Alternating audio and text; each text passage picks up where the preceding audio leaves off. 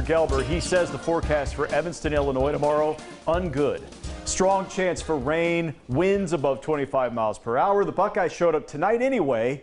11 a.m. local kick for the Bucks in Northwestern tomorrow. New comments from Ryan Day tonight ahead in our show. Dive into that shortly. First, welcome to Week 12 of Football Friday Night. Jared Smalley, Justin Holbrook, Week 2 of the playoffs.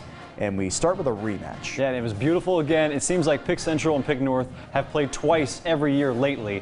And that was true again tonight, and the Tigers have dominated the series of late. They have. Pick Central seems to be hitting its stride too this season. They suffered 3 losses in 4 weeks early on.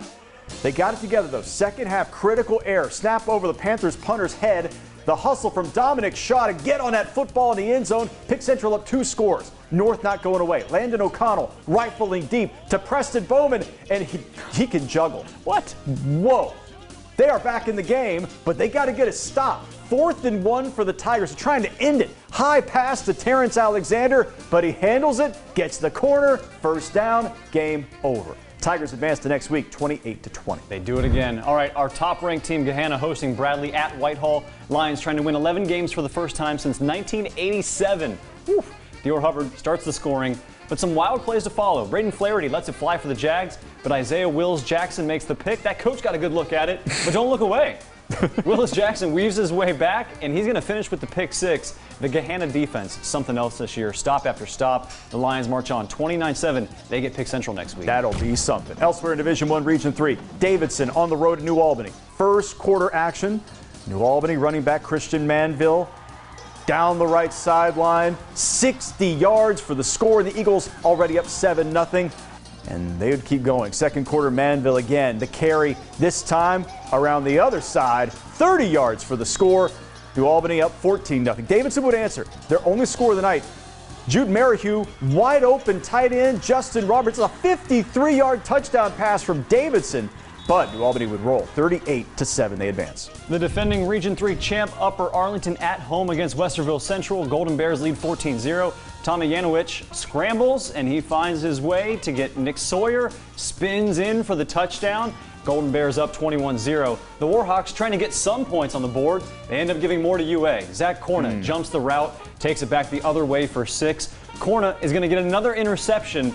Upper Arlington takes care of business at home, 31-0. All right, let's go over to Region 2. The top seed, Dublin Jerome at home to Olentangy Liberty. Game tied at 7. Andrew Leonard trying to make something happen. Rolls, throws. Evan Nelson hangs on to the ball for the score. Leonard, pump fake. Quick pump pass.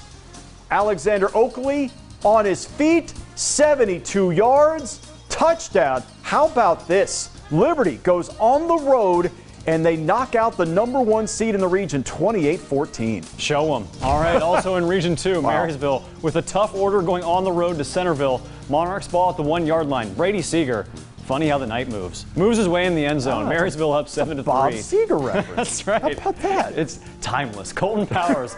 Look at the hole his offensive line creates. Powers outruns the Elks defense. Monarchs lead 14-9. 10 minutes left in the third quarter. Marysville down 3 now. The offensive line again parts the sea. This time it's Nasir Smith. Lightning quick. Monarchs up 4 with 4 minutes left in the third quarter, but Centerville scored 25 unanswered to end Marysville's season, 42-21. Our game of the week this week comes from Division 2. Everyone predicted that we would see Big Walnut at this point with a trio of outstanding skill players, Nicky Pentello, Nate Sievers, and Garrett Stover. But Watkins Memorial, certainly a pleasant surprise this season under Darren Waters. 9-2 in his second year, their best season in a decade. First drive for the Warriors, Patrick Carney, a dual-threat quarterback, fakes the pass, keeps it himself and in. Warriors up 7-0. Big Walnut responds, as they always do. Nate Sievers, more than 2,000 all-purpose yards going into the game. Touchdown ties at 7-all. Second quarter to the Warriors, back on the attack. Davion Long, another good running back, the key to their offense this year. He dives in for the score, 14-7 Watkins Memorial. But just before the half, Eagles drive the length of the field. Jake Neer to Nate Snead. Ooh. This was tied at 21 going into the fourth quarter, but Big Walnut outlast the Warriors 35-21. That's a big win. Also in Division 2, Westerville South at home to North Canton Hoover. Another great game here. South up 20-14. Dylan Shoemaker from the 1 powers across. Wildcats up 27-14. Late in the fourth, Hoover answers. Quarterback sneak from the half-yard line. It's 27-21. Just over 2 minutes to go. Vikings onside kick, and they are on it. They start to drive when Carson Dryland, he's got the ball, but guess what? He's not going to have it for long. Fumbled. South recovers. Next play, they fumble it right back. North Canton Hoover, though, would give up the ball 4th down with 11 seconds to go in the game, and South holds on 27-21. That's wild. Yeah, good win for the Cats. To Division III, Bishop Watterson taking on the Red Raiders from London, meeting at Ohio Dominican. London facing 4th and 1 inside their own 30. They're losing, and they go for the fake punt. Oh, my. Bad decision. Trayton Mercer denies the first down with authority. The Eagles capitalize.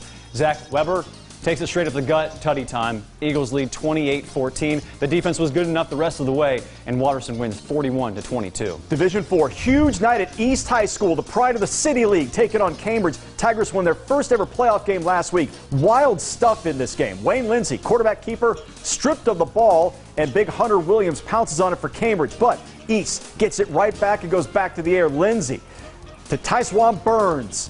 They're set up in the red zone. 4th down. Little underneath toss here to Burns, who's going to fight his way across the goal line. They're in there, except it's called back for a man downfield. It did not matter, however. Watch what happens here. East, in double overtime, they win this game with a 2-point conversion, 40-39. They advance. How about that for East? All right, Division IV, Bishop Reedy on the road at St. Clairsville. Tall task. Knights were cut out for it. First half, Anthony Campbell was the man for the Knights. To the end zone twice in the first half. They're up 17-7 at the break, and second half they're getting more. Contrell Reinhardt going to take this 35 yards to the house. Reedy off and running the next week, 24-21. What a night.